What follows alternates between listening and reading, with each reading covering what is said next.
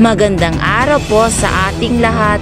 Ngayon po ay ipinapakilala po namin ang kagandahan ng Linamot Jones Isabela at ang mga tinatagong yaman nito. Halina't samahan nyo kaming tunghayan ang ganda ng Barangay Linamot. Let's go!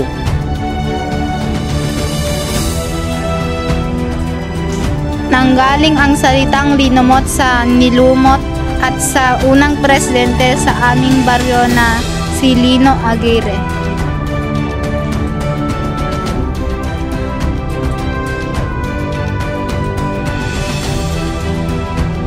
Sa Linamot ay ipinagdiriwang ang Gemellina Festival dahil ito ang kadalasang yaman dito.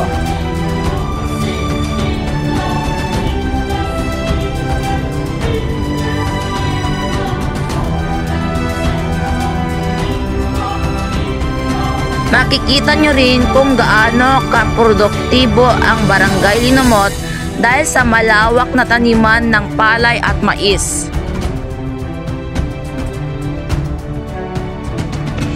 Dito sa aming barangay ay palay, mais at saging ang pangunahing produkto dito.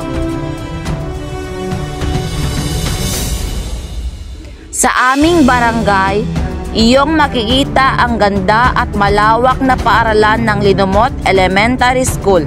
Makikita nyo ang umuunlad na paaralan kasama ang mga mababait at masisipag na guro rito.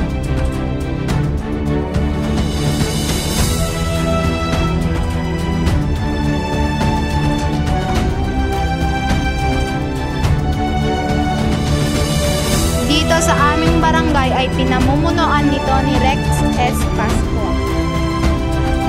At sa panghuli, ito ang community center ng Linamot. Malawak at makulay.